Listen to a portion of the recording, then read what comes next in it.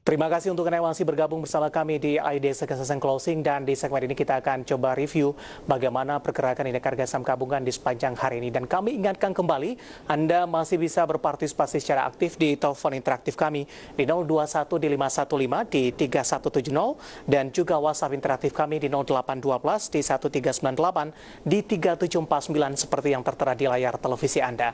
Anda bisa bertanya secara langsung terkait dengan koleksi saham Anda sampai sejauh ini, ataupun Anda ingin masuk kepada saham-saham tertentu, level menarik berapa saja yang bisa diperhatikan baik untuk investasi jangka pendek, jangka menengah, ataupun untuk jangka panjang. Sudah terhubung bersama kami melalui via Zoom, ada Bapak Hendriko Gani yang merupakan technical analis dari Sukor Sekuritas. Kita akan langsung sapa saja. Pak Hendriko, apa kabar Pak Hendriko? Sore Mas, baik. Terima kasih Pak Hendriko sudah meluangkan waktu di IDX Channel, Pak. Langsung saja Pak Hendriko, kita akan coba review bagaimana jalannya perdagangan di sepanjang hari ini. Sempat dominan bergerak di zona merah Pak Hendriko, namun di penutupan sesi kedua akhirnya indeks harga saham gabungan ditutup di zona hijau, meskipun penguatan terjadi hanya tipis saja Pak, hanya posisi di 0,03%. Bagaimana analisis Anda pergerakan IHSG di sepanjang perdagangan hari ini? Ya, kalau untuk perdagangan hari ini saya rasa karena aksi profit taking ya Mas ya, karena kemarin kita juga kebetulan menembus resisten 5.300. Jadi kalau ada pullback ke area-area support barunya yaitu di 5.300, itu masih area koreksi yang wajar gitu Mas. Baik, koreksi yang terjadi ini profit takingnya lebih kepada sektor dan saham apa ini di sepanjang perdagangan hari ini, Pak Hendriko? Kalau kita lihat sebenarnya sektor perbankan big caps ya Mas ya, yang banyak mendorong pelemahan dari IHSG juga hari ini.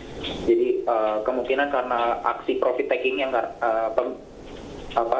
banyak kenaikan ya kemarin itu, jadinya hari ini terjadi profit taking gitu. Malah banking yang small caps yang banyak bergerak ya dari kemarin sih udah beberapa hari ini gitu. Baik. Berbincang terkait juga dengan perbankan big cap yang hari ini mengalami koreksi. Apakah koreksi yang terjadi masih dalam batas wajar ini, Pak Hendriko? Masih dalam batas wajar Mas semuanya. Masih dalam trennya semua sih, karena aksi profit taking aja kalau hari ini, kalau secara teknikal saya lihat. Baik, tapi secara garis besar ini untuk perbankan big cap masih dalam jalur uptrend, Pak?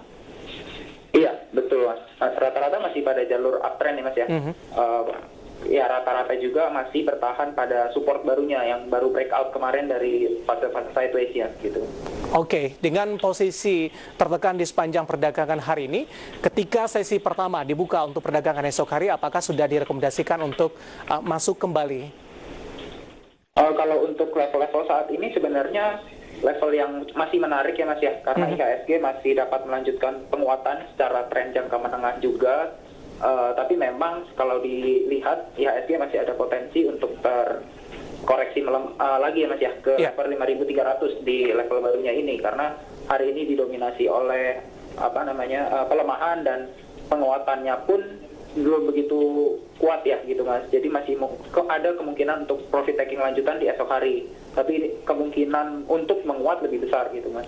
Oke, momentum untuk masuk kembali apakah di sesi pertama untuk esok hari merupakan keputusan yang bijak Pak Hendriko, atau lebih kepada wait and see terlebih dahulu, atau mungkin ada beberapa level tertentu untuk IHSG yang bisa diperhatikan, ataupun dari level-level saham untuk dari perbankan big cap?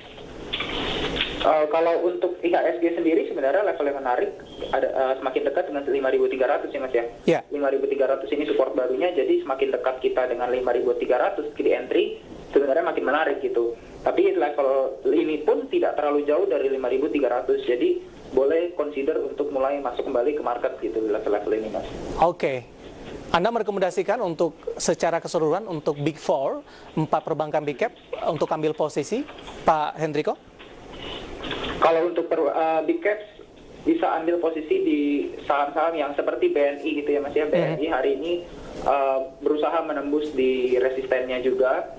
Jadi kalau seandainya berhasil breakout, ini merupakan bagus ya Mas ya, sentimen yang baik untuk BNI gitu. Dari sisi levelnya Pak? Ya, untuk BNI di level saat ini Mas resistennya.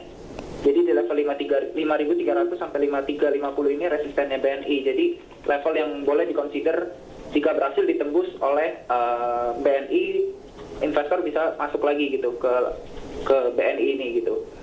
Begitu juga dengan BMRI di level 6.300 sampai 6.350. Kemudian untuk BCA ini sebenarnya cenderung sideways ya Mas ya. Dari kemarin juga peningkatannya tidak terlalu besar. Sebenarnya BNI ini juga ada di area-area support barunya, yaitu di 31.400 sampai 31.500 gitu. Jadi ini area yang boleh di-consider oleh investor untuk masuk lagi. Kepada BBCA kemudian, begitu? Kenapa Mas? Kepada BBCA? Iya betul, kepada BCA.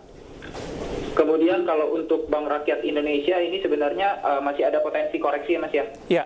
Karena kan kenaikannya cukup signifikan selama 5 hari terakhir gitu. Jadi kita akan consider ada pelemahan lebih lanjut dulu di BRI, kemungkinan besok pagi-pagi.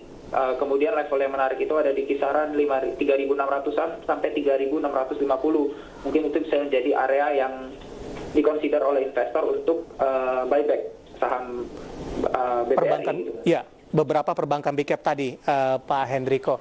Nah, di luar dari perbankan big cap, di sepanjang perdagangan hari ini yang menarik adalah beberapa saham lainnya, mungkin saham pelapis di papan tengah hari ini juga mengalami penguatan signifikan. Pak Hendriko, bagaimana analisis Anda untuk perbankan lapis kedua ini? Kalau untuk perbankan lapis kedua ini sebenarnya pergerakannya cukup liar ya Mas ya. Jadi peningkatannya cukup besar, terutama di saham seperti BRIS dan Agro. Itu sebenarnya masih dalam tren naiknya, cuman kalau kita melihat risk and reward-nya, resistennya juga, kalau untuk BRIS dan Agro ini, BRIS kan terutama ya Mas ya, untuk sudah masuk ke all time high-nya, jadi kita sebenarnya tinggal ngikutin trennya aja. Tinggal kita ngelihat supportnya gitu Mas. Dan berhubung kenaikannya yang cukup tinggi, jadi supportnya juga agak jauh daripada harga sekarang, yaitu supportnya sekarang ada di level 700 poin gitu Mas. Oke. Posisi BRIS di penutupan sesi kedua ini signifikan 20,14%. Pak Hendriko, bagi mereka yang sudah ambil posisi, rekomendasi Anda? Untuk BRIS sebenarnya bisa diikutin ya Mas ya, masih bisa diikutin secara teknikal, indikator masih menunjukkan bisa terjadi penguatan gitu dengan net foreign buy yang cukup besar juga di hari ini. Jadi masih bisa diikuti, cuman kita harus perhatikan lagi trennya ke depannya. Jika terjadi pelemahan yang cukup signifikan, boleh consider untuk take profit dulu gitu. Baik, bagaimana dengan Agro, Pak Hendriko? 380 menguat di 12,43% di penutupan sesi kedua hari ini. Iya, kalau untuk Agro juga sama ya Mas ya. Kebetulan peningkatannya juga cukup signifikan dan support levelnya cukup ada di bawah, yaitu di level 335 yang paling dekatnya. Oke. Gitu.